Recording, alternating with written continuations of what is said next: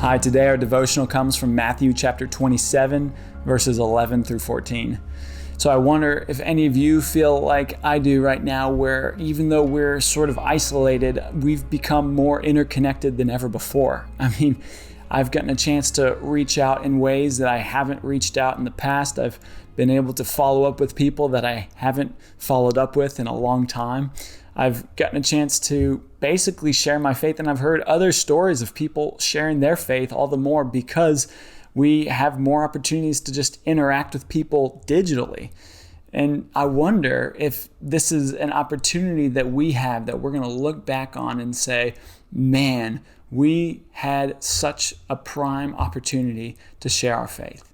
Man, God was working in such unique and incredible ways. This was our time to be bold and to share.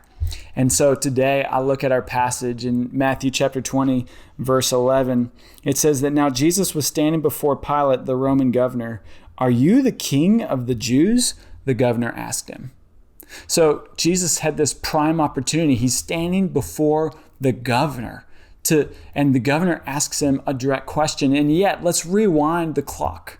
Let's look back on Jesus' life. You see, from birth to 30 years old, Jesus has never answered that question with yes. He's never claimed to be king of the Jews. He's never claimed his sovereignty.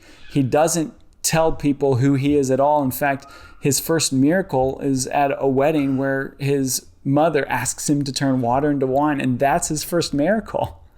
So he's concealing his identity for 30 years. And then finally, even once he starts doing miracles, there's all sorts of instances throughout the Gospels where Jesus intentionally says, don't tell anybody. We've got Matthew 8:4 after he heals this person with leprosy, this guy with a great sickness.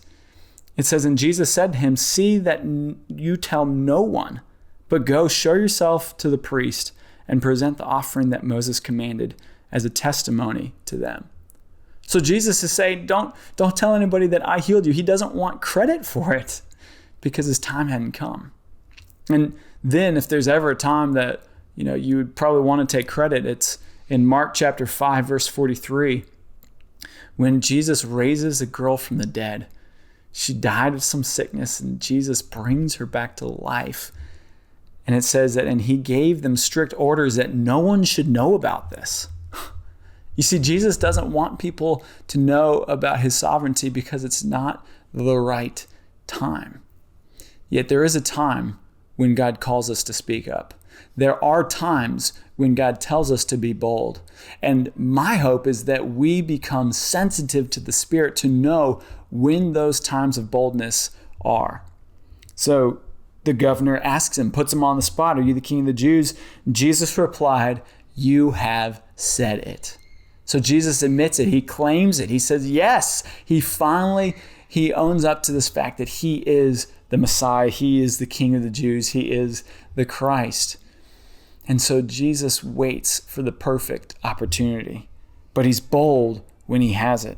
And then in verse 12, he also leaves the rest of the discussion up to God. He doesn't feel the need to defend himself. He doesn't feel the need to have this long dialogue explaining what he means.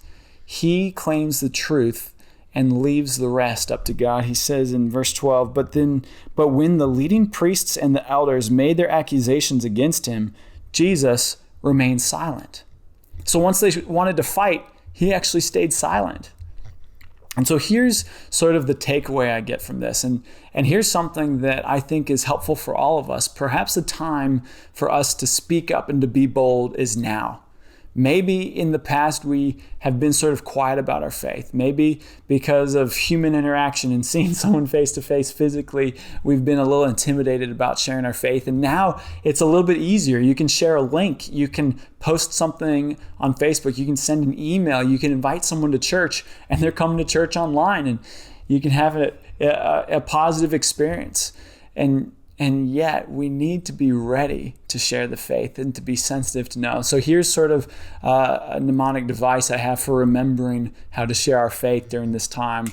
I base it on SBC.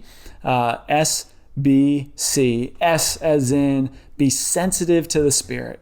Pray for sensitivity so that you can be aware when you're called to speak up, when you're being expected by God to speak up. Pray for that sensitivity. Pray for sensitivity from the Spirit to know who in your life you need to share your faith with. The second is boldness.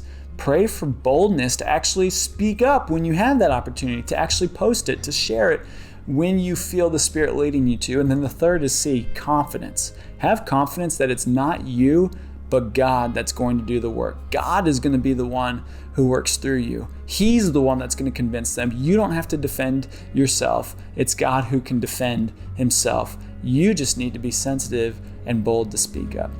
I pray that encourages you. It encourages me. I'll see you at church tomorrow.